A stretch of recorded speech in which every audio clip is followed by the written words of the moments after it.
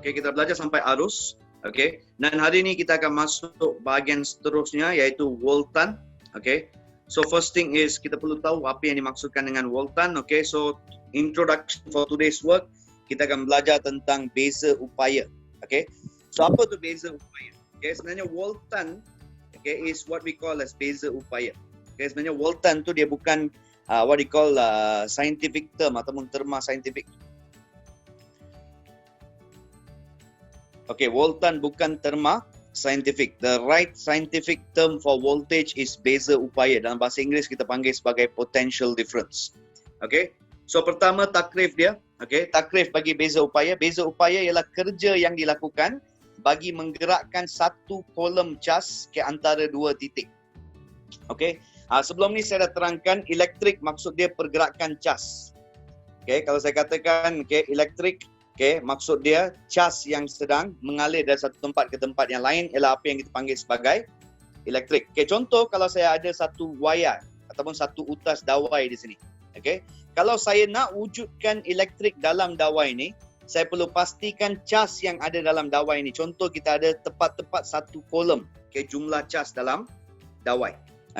Dan saya perlu pastikan cas bernilai satu kolom ni dia mengalir dari satu tempat ke tempat yang lain.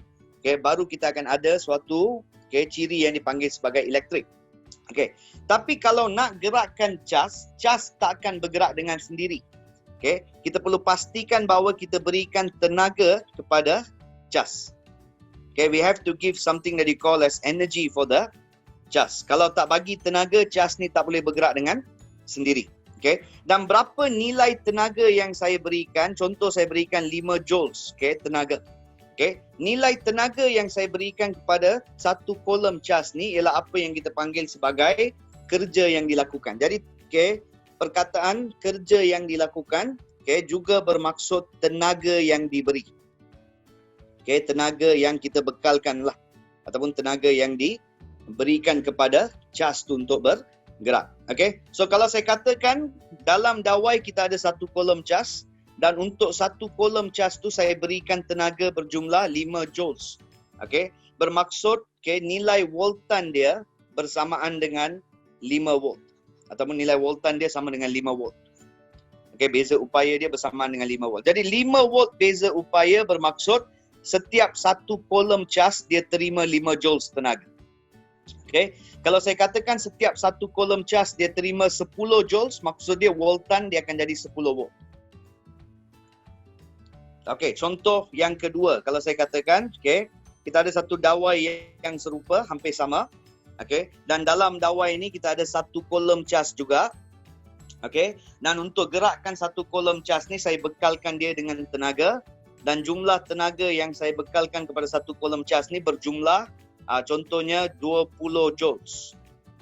Maksud dia, untuk gerakkan satu kolom cas, saya dah melakukan kerja bernilai 20 joules. Bermaksud dalam situasi yang kedua ni nilai voltan dia bersamaan dengan 20 volt.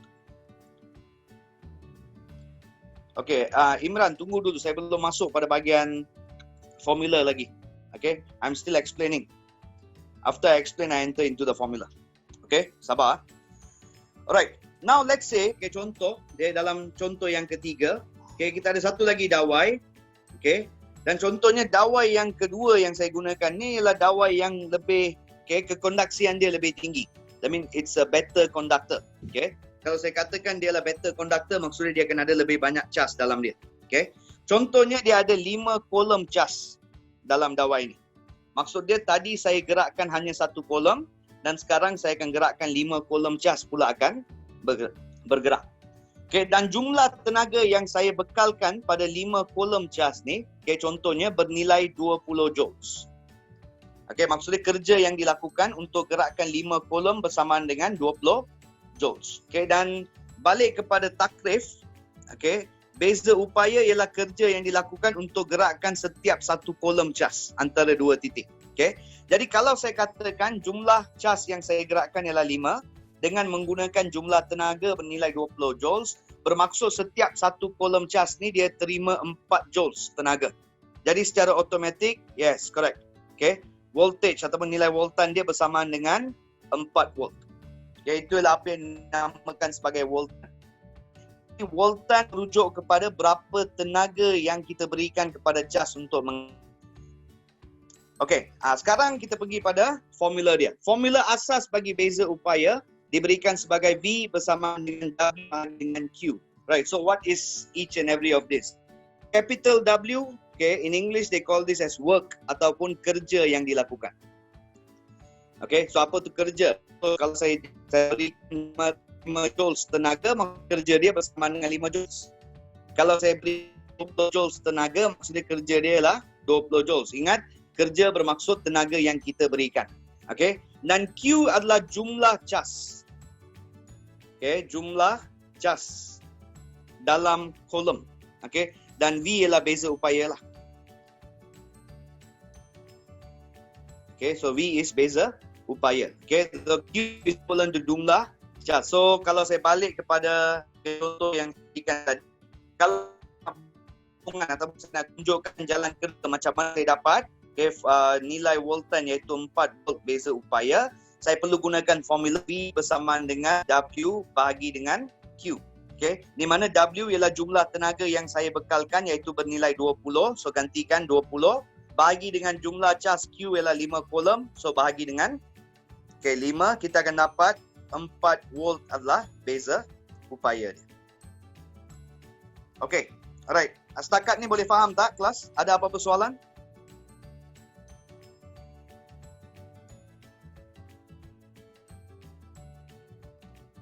Okay.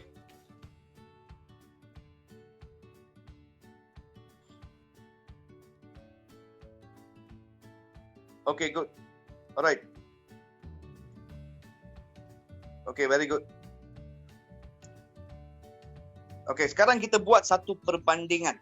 Okay, di antara apa yang kita belajar kelas sebelum ni dan juga kelas hari ni. Okay, iaitu perbandingan di antara dua kuantiti yang penting ni. The first one is what we call as arus. Okay, dan kuantiti yang kita belajar hari ini iaitu beza. Okay, beza upaya. Okay, in English, arus is called as current. Beza upaya is potential difference ataupun voltan lah. Okay, so kalau saya sebut voltan, maksud dia saya sedang sebut tentang apa? Beza upaya. And always remember dalam SPM, bila jawab soalan tu, kalau boleh jangan gunakan perkataan voltan. Okay, sebab beza upaya adalah terma saintifik yang tepat. Okay, bukan voltan. Alright, so arus and also beza upaya. Singkatan bagi arus ialah I besar. Okay, dan beza upaya adalah V besar. Sebab tu kita panggil dia sebagai voltan. So singkatan dia.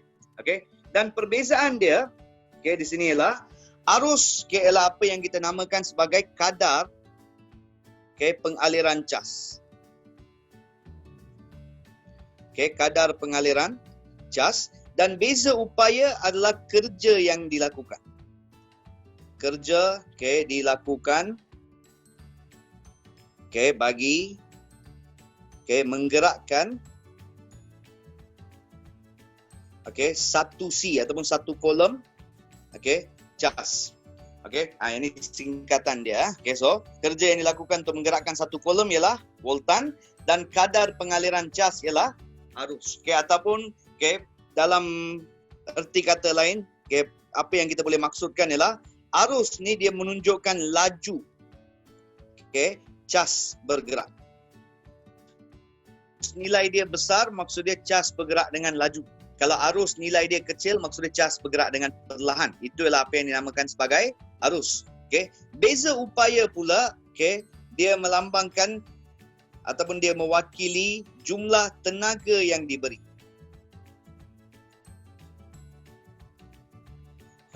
Kalau saya katakan voltan yang saya berikan adalah tinggi, again, voltan ialah apa? Beza upaya.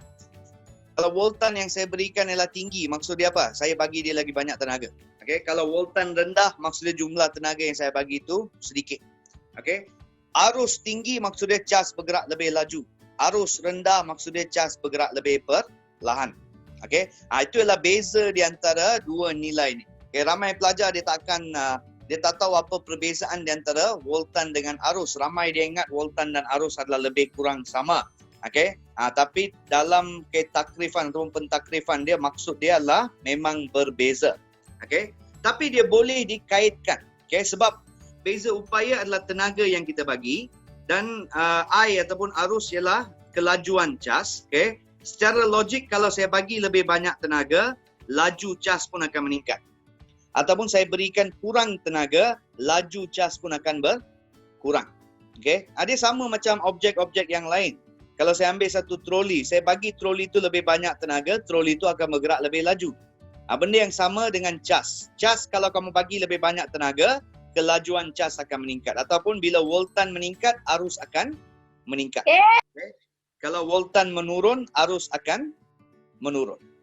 Okay, itulah hubung kait di antara dua-dua nilai ni. Dia tak sama tapi dia berkaitan di antara satu sama lain. Okay. Dan perbezaan yang seterusnya, arus akan diukur dengan menggunakan unit yang dipanggil sebagai ampere. Okay. Dan beza upaya pula akan diukur dengan menggunakan unit yang dipanggil sebagai volt. Sebab tu kita biasa panggil dia sebagai voltan. Okay, sebab unit yang digunakan ialah volt.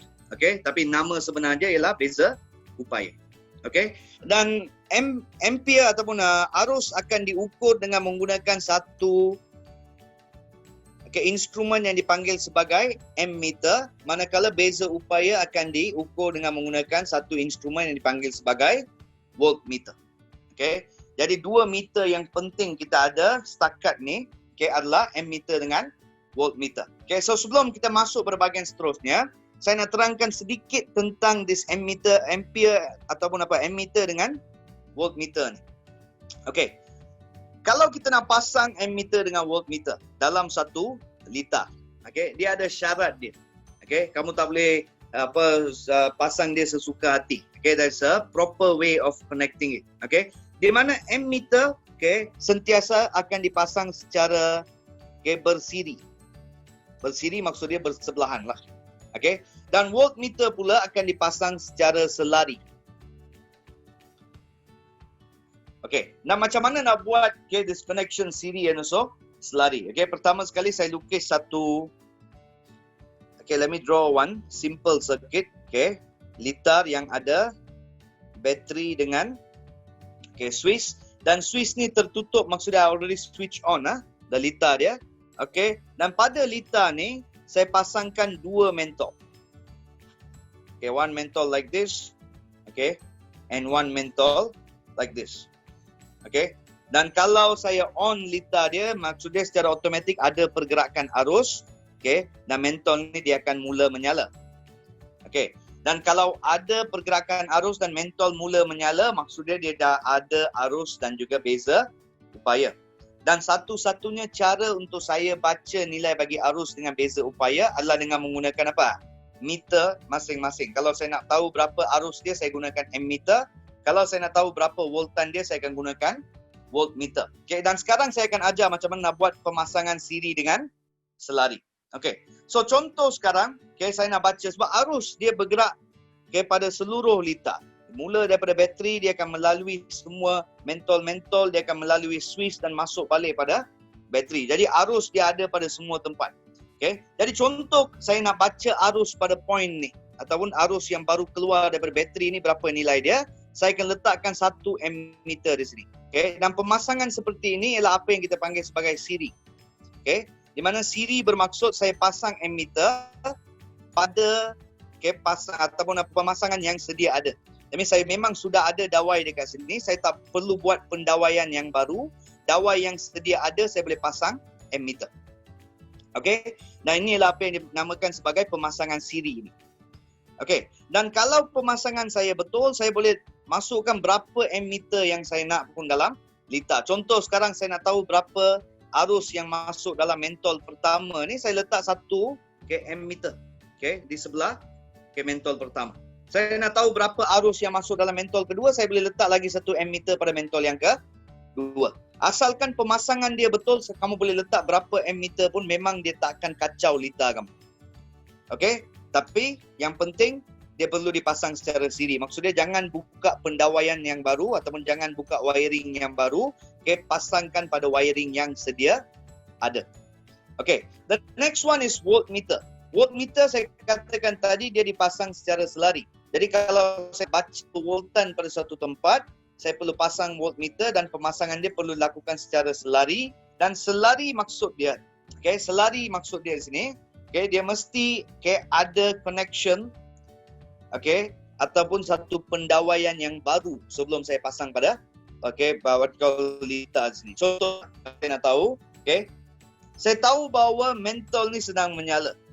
Dan kalau mentol sedang menyala, maksudnya mentol ni sedang terima voltan ataupun tenaga. Dan saya nak tahu berapa voltan yang diterima pada ataupun oleh mentol ni. Apa yang saya perlu buat ialah saya perlu pasangkan voltmeter pada mentol ni. Dan ingat, bila saya pasangkan voltmeter, saya buka satu pendawaian yang baru, dan yang ni lah apa yang dinamakan sebagai pemasangan selari.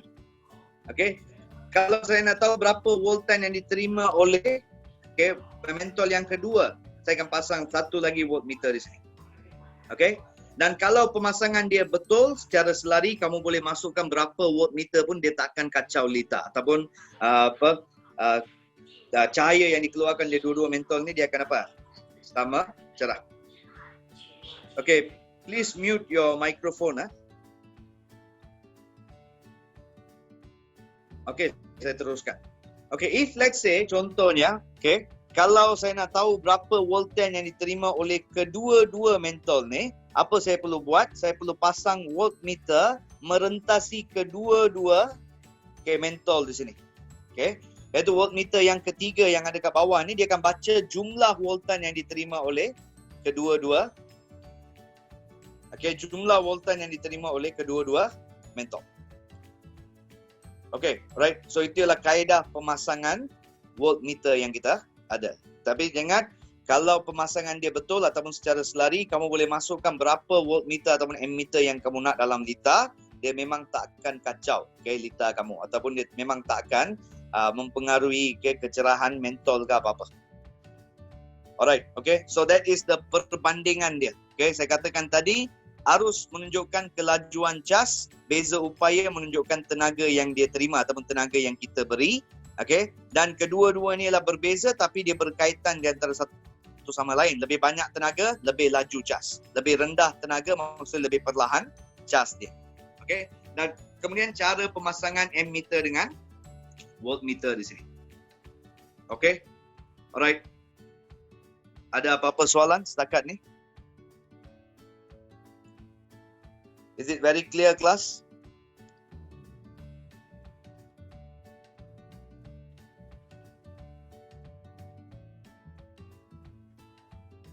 Thank you very much.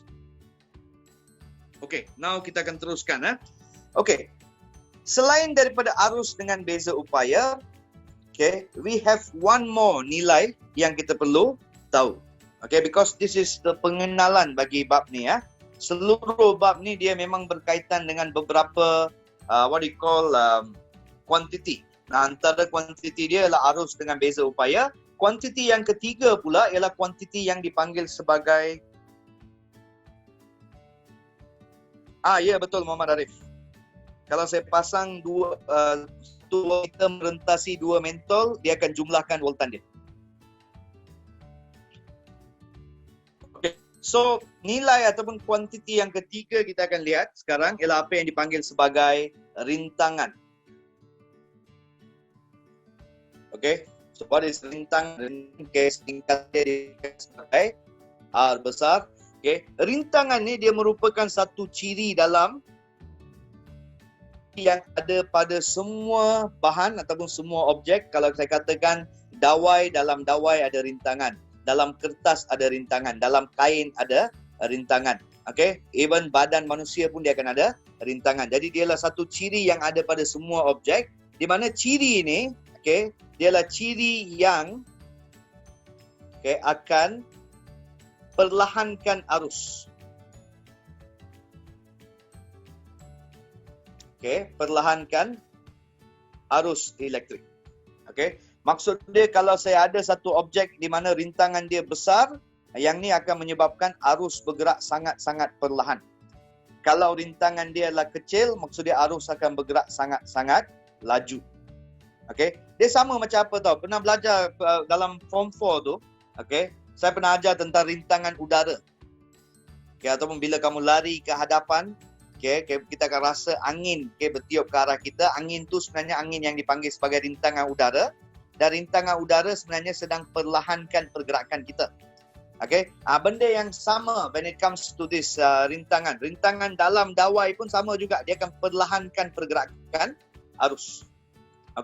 Dan unit bagi rintangan ataupun unit SI, the SI unit bagi rintangan diberikan sebagai ohm ataupun OHM, dipanggil sebagai ohm. Dan dia akan ditulis dengan menggunakan singkatan yang bernama omega. Ada antara contoh, kalau saya katakan contoh, kita ada satu dawai. Dan seperti yang saya katakan tadi, setiap objek dalam dia ada rintangan. Dan contoh saya katakan dawai yang pertama ni, rintangan dia bernilai R bersamaan dengan 5 ohm. Unit dia ialah 5 ohm ataupun unit dia ialah ohm.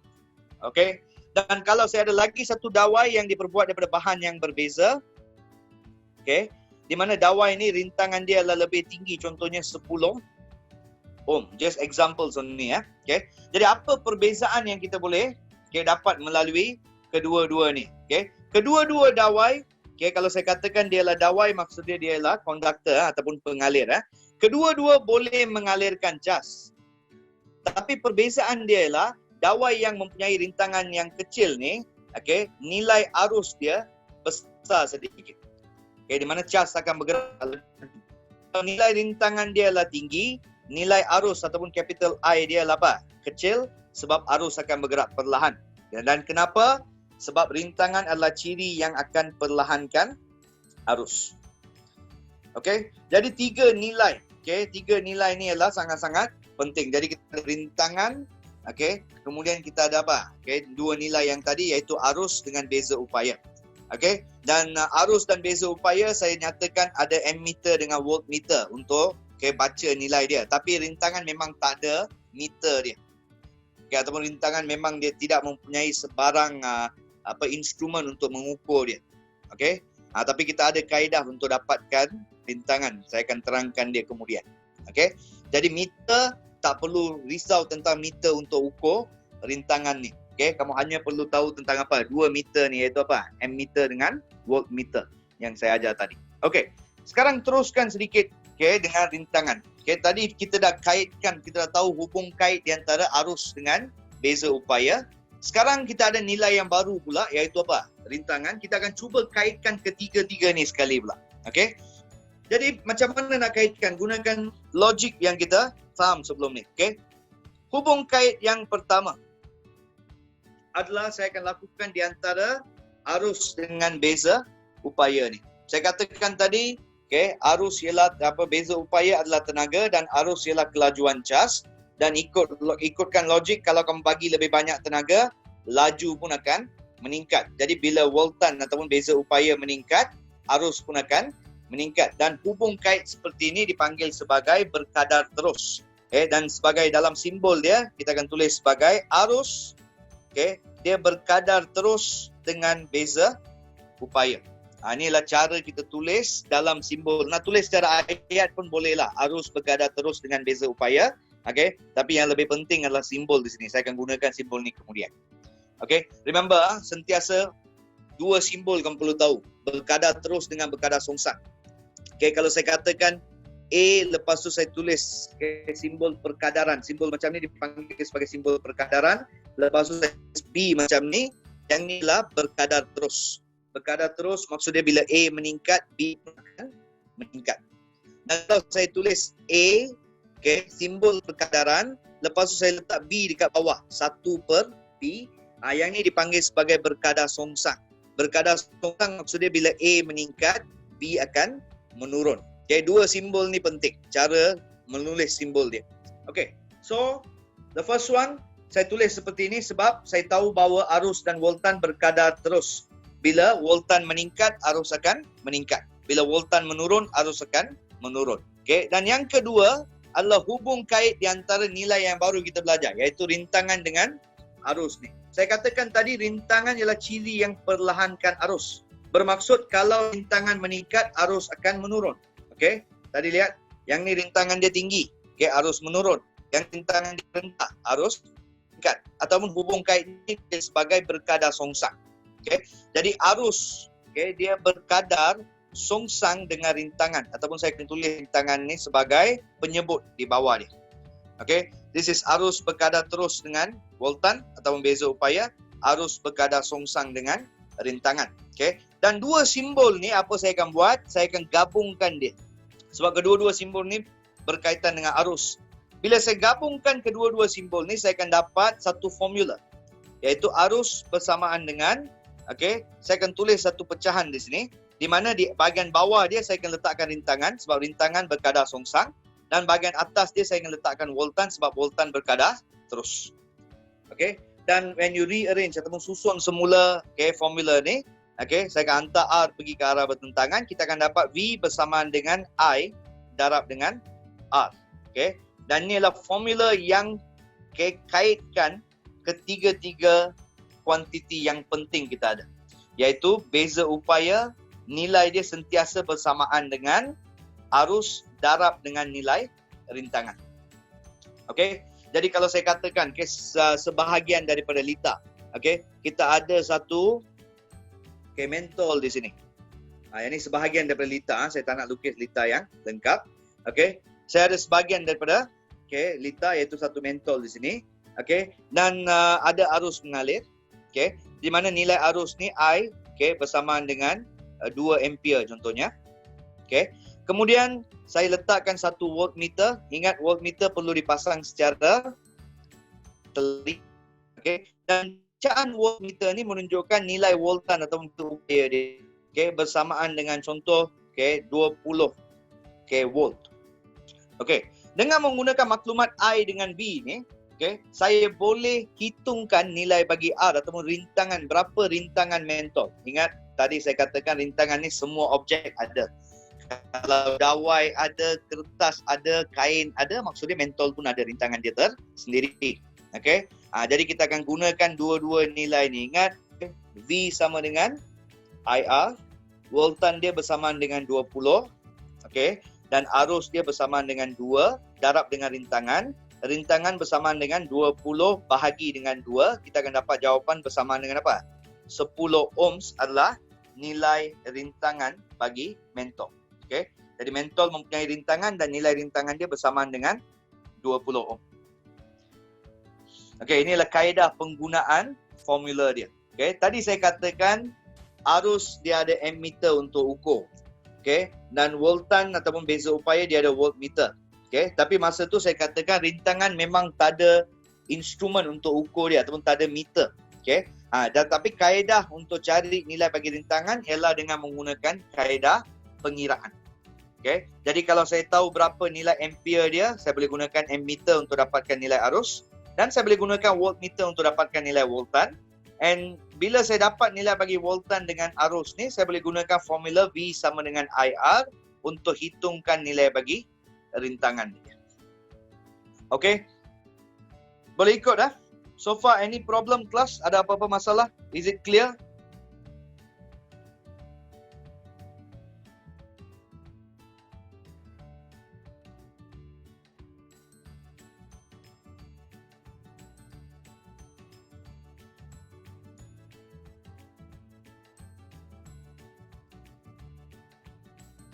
Okay, good. Bagus. Oh, sorry. Silap lah. Okay, 10. Okay, 10 ohm. Silap tulis tadi.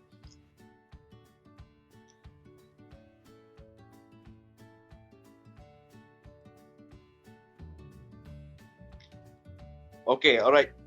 So since most can understand, anyone got any question you can ask now. Saya buka ruang.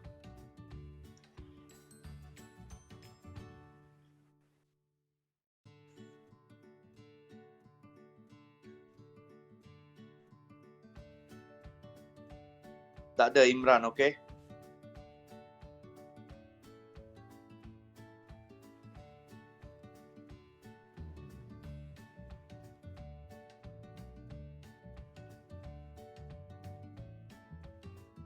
Okay, good.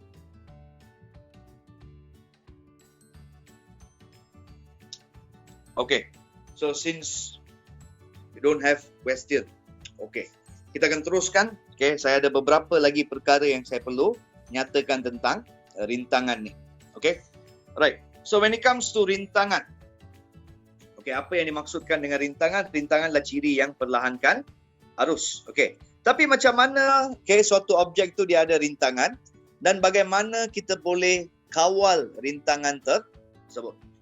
Okay, kawal rintangan bermaksud apa ciri-ciri yang ataupun faktor-faktor yang mempengaruhi rintangan. So that's what we're going to focus. Okay, faktor-faktor yang mempengaruhi suatu nilai yang kita panggil sebagai rintangan. Okay, so dalam bahagian ni, dia penting sebab dalam bahagian ni kita akan belajar kalau tahu faktor-faktor yang mempengaruhi rintangan, maksudnya sekaligus kita boleh tahu macam mana nak tingkatkan nilai rintangan ataupun nak menurunkan nilai rintangan. Contohlah, dalam satu soalan SPM dia tanya, ada satu dawai rintangan dia sangat-sangat tinggi. Dan dia suruh kamu berikan cadangan macam mana nak. English terms tu, sure. Faktor-faktor yang mempengaruhi rintangan, the factors that affects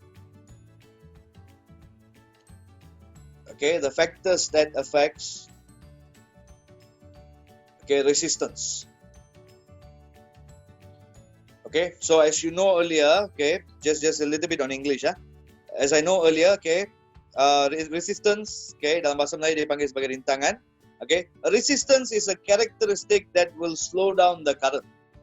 So like what I mentioned earlier, ciri yang akan perlahankan arus, or in another word, it will slow down the movement of current. So which means when the resistance atau rintangan meningkat, the current will become lesser. So in this part we're going to learn about the factors that affecting the resistance ataupun faktor yang mempengaruhi rintangan. Di mana apa ataupun pengubahsuaian yang kita boleh lakukan untuk meningkatkan rintangan. What are the modification that can be done to increase or reduce the resistance? So all together we have 4 factors. 4 faktor yang mempengaruhi rintangan. Faktor pertama, the first factor that affects the resistance, ialah apa yang dinamakan sebagai panjang suatu objek. Or in English of course they call this as the length. And when it comes to this chapter, of course, kita akan fokus pada dawai. We are going to focus on wire. So panjang tu maksud dia, apa yang saya maksudkan sini adalah panjang suatu dawai. So maksud dia kalau satu dawai itu panjang, lagi satu dawai itu pendek, maksud dia ada perbezaan pada rintangan dia. And how it will affect here is, apabila panjang, I'm going to use L here, length. Apabila panjang meningkat, ataupun dawai itu panjang, rintangan dia, the resistance will also increase. Ataupun I can call this as berkadar terus. And kalau panjang dia adalah kecil ataupun dia pendek, rintangan dia pun akan jadi apa? Lebih rendah. So that's what we call as the first factor, faktor pertama. Jadi kalau dawai ataupun wayar dia panjang, automatically rintangan dia tinggi. Kalau dawai dia adalah pendek, automatically rintangan dia rendah. Dan dia berkadar terus, it's directly proportional. Once I mention directly proportional, maksud dia, kalau panjang dawai itu menjadi 2 kali ganda, the length of the wire become double, dan rintangan pun dia akan jadi double juga. Contohlah, kalau saya katakan kita ada satu dawai yang panjang sedikit. This is contohlah, dawai yang panjang. And panjang dawai ini, the length of this wire, contohnya bersamaan dengan 20 cm. And then nilai rintangan dia R bersamaan dengan 2 ohm. That's it. And what I do now here is, I'm going to cut this wire into 2 equal part. Maksud dia saya akan potong tepat-tepat pada titik penengah dia, ataupun dia akan menghasilkan 2 dawai yang mempunyai panjang yang sama lah. So that means what I'm going to get here is saya akan dapat 2 dawai. Lepas potongan dia. 2 dawai di mana setiap satu dawai mempunyai panjang 10 cm and also 10 cm. And now what will happen to the rintangan di sini ialah rintangan dia akan menjadi separuh juga. 1 ohm. And this rintangan also dia akan jadi apa? 1 ohm. Okay, because the shorter the wire, the lesser the longer the wire, the higher the resistance one. Okay, so that is the faktor pertama. Okay, and this factor, okay, you can use this to explain beberapa perkara yang kita pernah lihat atau mungkin pernah lihat. Okay, example lah, kalau saya katakan, okay, I just going to form a simple, okay, circuit yang ada fungsi dia. Okay, I'll explain to you what's the function. Okay, I have a battery, okay, and then it's a closed circuit ataupun lita tertutup, maksudnya saya switch on dia, okay, and then we have okay, something that you call as, okay, contoh, okay, saya letakkan satu rod, okay, this is what you call as a metal rod ataupun rod, okay, logam, okay, or they call this as the metal, okay, metal rod. Right. And beside this metal rod here, okay, on another one side of the, okay, on the circuit, okay, saya letakkan satu mentol. Okay, I put a wire, okay, with the bulb here. Right. And then saya tak terus, okay, sambungkan mentol ni dengan logam ni. Apa saya buat? Okay, salah satu dawai ni ataupun wire yang sambungkan pada mentol ni, okay, saya terus pasangkan dia pada satu clip yang dipanggil sebagai clip wire. Okay, they call this as clip, okay, wire. Tahu apa tu clip wire kan? Crocodile clip. Okay, the clip looks like this one. Okay, and dia akan ada rahang di hadapan dia. Okay, this is how a crocodile clip will look like. Okay, that means I can press this one and open the rahang ataupun tutup rahang dia, macam clip lah. Okay, so what I do here is, okay, saya pasangkan, okay, clip wire ni pada beberapa tempat.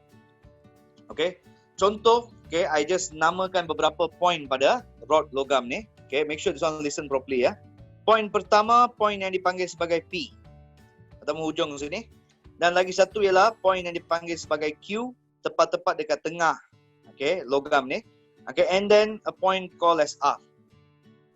Okay, bila saya pasangkan clip wire ni, okay, pada satu-satu point, okay, apa akan berlaku di sini ialah kecerahan mentol ni dia akan berubah. The brightness of the bulb will change one. That means when I take this clip and I put it at R, Q, and P, that means I change the position dari R, go to Q, and then go to P. And automatically saya boleh perasan di mana kecerahan mentol, the brightness of the bulb will start to change one.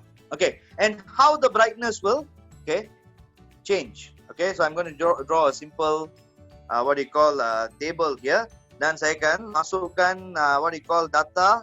Okay, bila saya letakkan, okay, clip wire ni saya pasangkan dia pada P, yang kedua saya pasangkan dia pada Q, yang ketiga saya pasangkan dia pada R. Okay, and what will happen at every point here. Okay, so if let's say sekarang saya ambil, okay, this clip here dan saya pasangkan pada bahagian P, okay, apa akan berlaku? You see, okay, arus sentiasa dia bergerak daripada positif. Okay, dan sekarang clip ni, just bayangkan clip ni ada kat sini, clip is here, right? So dia datang, okay, dia hanya bergerak, okay, dalam rod log ni sampai point saja. Dia tak perlu bergerak ke belakang lagi sebab, okay, clip wire dah dipasangkan di sini. Dia akan terus melalui clip wire dan bergerak ke arus. Okay, ataupun bergerakkan, okay, arus tu dia akan bergerak ke mentol. Right, so that means if I take this clip wire, I put it as P, arus dia akan bergerak terus sampai pada P, dia akan terus, okay, bergerak melalui apa? Wire ni masuk ke dalam mentol. Okay, and as a result, apa akan berlaku? Panjang, okay, yang perlu dilalui oleh arus ni dia akan jadi pendek. Okay, it become shorter. And remember, when it is shorter, okay, the resistance is lesser. So what will happen here is what? Kalau saya pasangkan pada P, okay, maksud dia rintangan dia sangat-sangat rendah. Okay, sebab perjalanan arus ni dia hanya apa? Perjalanan yang pendek saja. Okay, kalau pendek rintangan dia rendah. Okay, and when it comes to contoh, okay, saya pasangkan dia pada Q pula. Okay, contoh, okay, clip wire, this crocodile clip, I put it at Q. Sekarang arus dia bergerak daripada positif masuk dalam rod, dia perlu bergerak sampai ke Q, baru dia akan ada apa? Clip wire. Lepas tu gerak pergi dalam mentol. Maksud dia pergerakan, jalan pergerakan arus tu dia jadi panjang sedikit. Okay, that means rintangan dia akan mula meningkat. Okay, kalau bandingkan dengan P, Q rintangan dia tinggi sedikit. Okay, dan sekarang kalau saya pasangkan clip wire pada A, okay, arus dia akan bergerak daripada positif, dia akan masuk dalam rod dan dia perlu bergerak sampai ke hujung rod tu, baru ada clip wire. Lepas tu dia akan masuk dalam apa? Position R is the longest one, paling panjang. Kalau paling panjang maksud dia apa? Rintangan dia sangat-sangat tinggi. So I put two arrow up, which is very high. Okay, dan ingat rintangan, okay, dia mempengaruhi arus. Saya katakan tadi, arus dengan rintangan ni berkadar songsang. Okay, so what will happen here is, okay, bila rintangan dia sangat-sangat rendah, that means what will happen to the bulb here is, okay, mentol dia sangat-sangat cerah.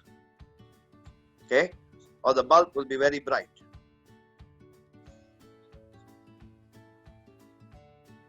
Okay, right. The next one, okay, bila rintangan dia tinggi sedikit, okay, dia akan jadi sederhana.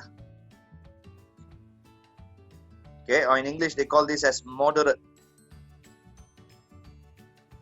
Okay, and what you call when I put it at R, okay, di mana rintangan dia sangat-sangat tinggi, mentol dia akan jadi apa?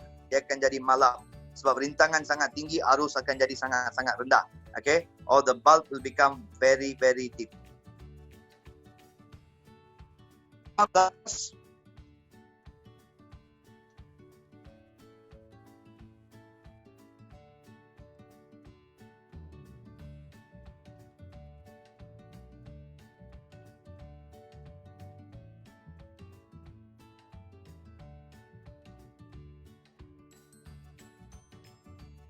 All can understand the concept or not?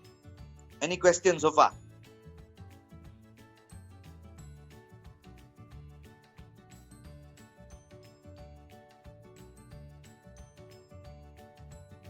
Clear? Okay, very good.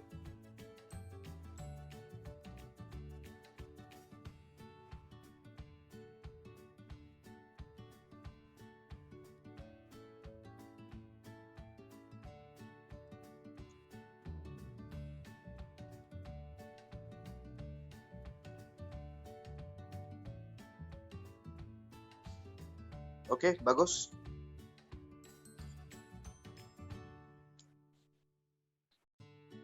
Is it lagging? How about others? Is it lagging for everyone?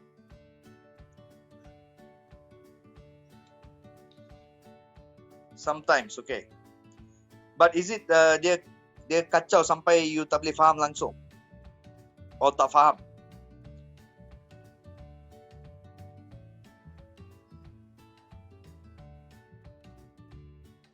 Okay. So if it's not, bila saya nak explain dia jadi tak okay. Dia tak suka aku explain.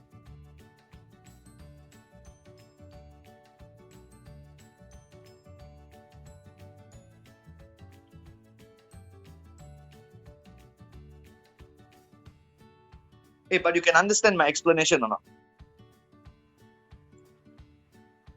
Okay. Kalau dia tak kacau pembelajaran, then it's okay. Okay, right now so sekarang apa kita buat? We do a small changes to this circuit. Dan kita akan lihat macam mana dia berguna kepada kita. Okay, so Lita yang tadi, okay, saya buat sedikit pengubah suaian. Okay, yang tak sempat nak copy itu, okay, if you are not fast enough in copying or I'm moving a lot, you no need to worry. Lepas habis kelas ni, I will snap the picture of the notes also. Apa-apa yang saya dah tulis ni, I will send it to Mr. CK and I will ask Mr. CK to send it to you. Okay, so no need to worry lah. Okay.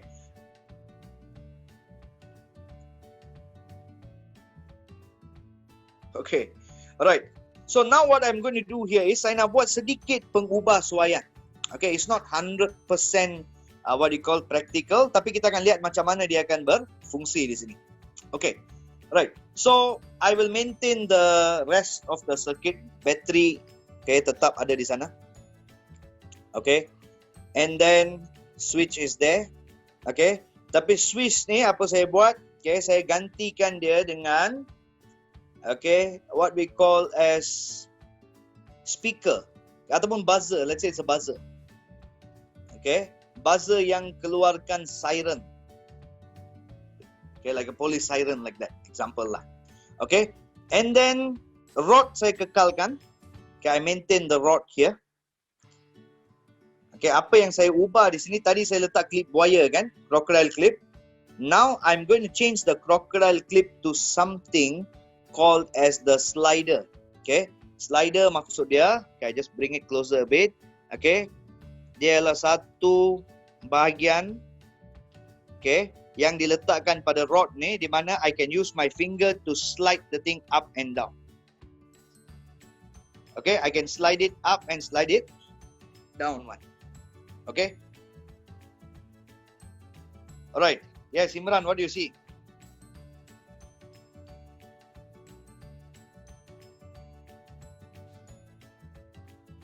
Okay. Alright. Right, so saya letak satu slider. Okay, maksudnya sama saja. Apa yang saya buat, saya gantikan clip wire ni dengan slider.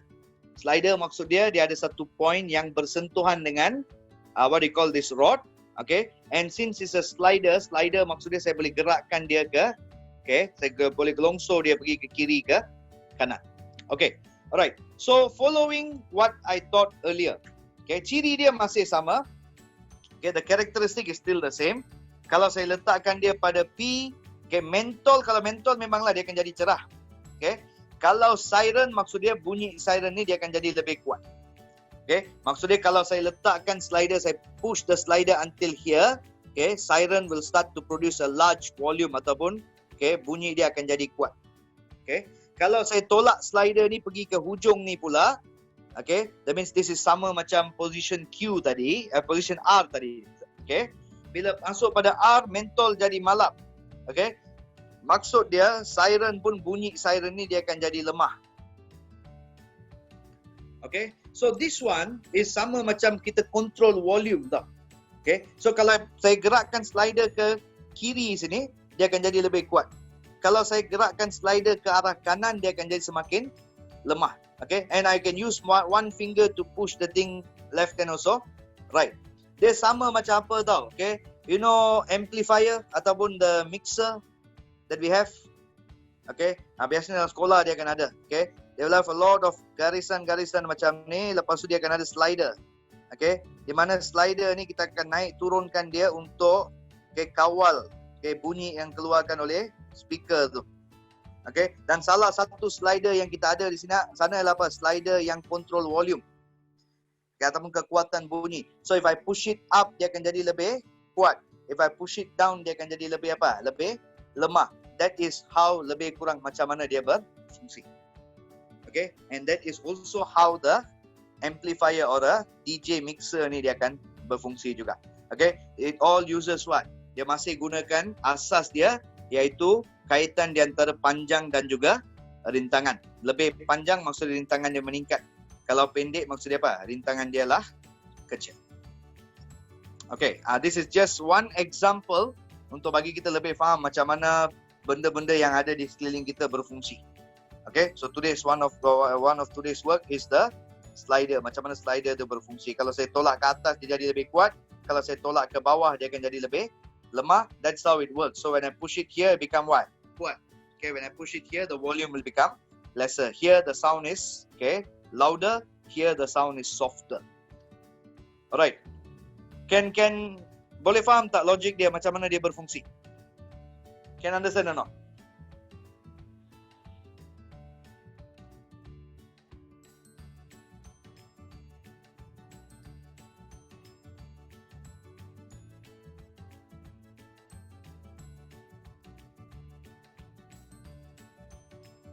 Kalau slider dekat tengah.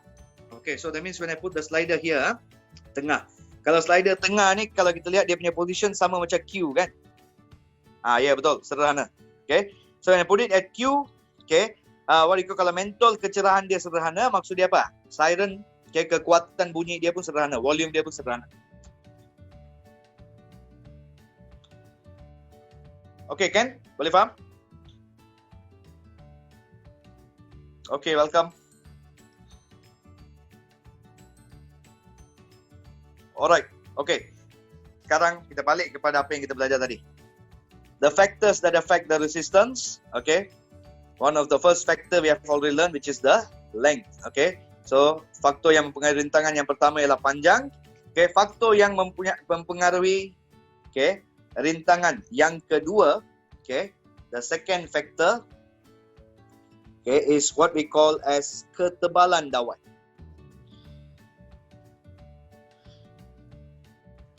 Okay, or in English they call this as thickness. Okay, alright. So this one, dia faktor dia sama tapi dia boleh diberikan dengan nama-nama yang berbeza. Nama pertama dia ketebalan, nama yang kedua dia boleh juga dia dipanggil sebagai diameter dawai. In English also called as diameter. Okay, dan yang ketiga, okay, boleh dipanggil sebagai luas, okay, keratan rentas. Okay, or in English they call this as the cross-sectional area. Okay, tapi ketiga-tiga ni dia merujuk kepada benda yang sama. Okay, so kalau saya ada satu, let's say I have a dawai here. Okay, dawai sebenarnya dia berbentuk silinder. Yang saya lukis ni tebal-tebal lah. But actually dawai sangat-sangat nipis. Okay, diameter dawai bermaksud panjang dari atas hingga ke bawah. This is what we call as diameter. Okay, jadi diameter, kalau diameter lebih besar, ketebalan dia pun akan meningkat. Kalau diameter adalah kecil, maksudnya dia akan jadi lebih nipis. So the thickness will increase as the diameter increase. So that means diameter and thickness is the same thing. Okay, luas keratan rentas or the cross sectional area ialah keratan di mana, okay, bulatan di sini. Okay, this area is what we call as the cross sectional area ataupun luas keratan rentas. Samalah, kalau luas keratan rentas dia meningkat, dawai menjadi lebih tebal. Kalau luas keratan rentas menurun, dawai menjadi nipis. Alright, so ketiga-tiga ni dia membawa maksud yang sama. And dalam SPM saya pernah lihat dia gunakan ketiga-tiga, okay, terma ni. All the three terms they got used. They either mention it as thickness or diameter or cross-sectional area. All three they got used before. But remember, just bear one in mind, all three are the same. Okay, dan bagaimana dia mempengaruhi what you call this rintangan dia. Okay, kalau dawai dia lebih tebal, okay, kalau dawai dia lebih tebal, yang ni akan menyebabkan rintangan dia lebih rendah. Kalau dawai dia adalah nipis, okay, rintangan dia adalah lebih tinggi. Okay, I mean in English, okay, if you have a thick wire, okay, then the resistance will be very low. If you have a very thin wire, then the resistance will be very high one. Okay, this one saya boleh gunakan ciri ni untuk terangkan. Okay, have you seen tahu kabel-kabel besar yang membawa elektrik yang dipasangkan pada menara-menara elektrik yang besar ni? Okay, we are talking about something that you call as the national grid system. Okay, ataupun sistem grid nasional. Okay, so kita akan ada, we have tall towers ataupun menara-menara yang tinggi, dan pada menara-menara yang tinggi dia akan pasangkan, okay, kabel-kabel elektrik. Okay, so if you look at this cable, okay, salah satu ciri yang kita boleh lihat tentang kabel ni ialah one of the characteristic that you can see from down itself, kabel-kabel yang digunakan adalah kabel yang sangat-sangat tebal. Okay, right. So kenapa kabel dia mesti tebal? Why I cannot use dawai yang nipis? Okay, so kita perlukan kabel yang lebih tebal bagi mengurangkan rintangan dia. Sebab ingat, rintangan yang rendah dapat meningkatkan arus. Okay, right. Dan lagi satu ialah kabel ni dia ada satu masalah. Ingat National Grid System ni dia digunakan untuk menghantar kuasa elektrik ke seluruh negara. Okay, dan dawai-dawai ataupun kabel-kabel yang digunakan ialah terlampau panjang, beberapa kilometer panjang dia. Okay, So ingat, kalau panjang dia tinggi ataupun dia sangat-sangat panjang, the resistance atau rintangan dia pun automatik dia akan jadi tinggi. Jadi dawai yang tebal ni dapat mengurangkan sedikit rintangan dia. Okay, because kalau rintangan sangat-sangat tinggi, arus kecil. Arus kecil maksudnya kuasa elektrik dia rendah. Okay, kita tak akan dapat kuasa elektrik yang tinggi. Right, so kita perlu pastikan arus dia tinggi sedikit. So salah satu kaedah untuk kurangkan rintangan yang digunakan ialah dengan menggunakan dawai yang lebih tebal. Ya, betul. Okay. Haba, kita belum masuk pada bahagian haba tu nanti. Okay. We will, after I finish all the faktor, baru saya akan kaitkan dia dengan haba. Okay. Sebab because haba is whole new part. Dia lebih kepada kehilangan tenaga ataupun kehilangan kuasa. Okay. We'll do one by one. Saya tak nak campur aduk semua ni. Okay. Alright. So sekarang, yes, what is that?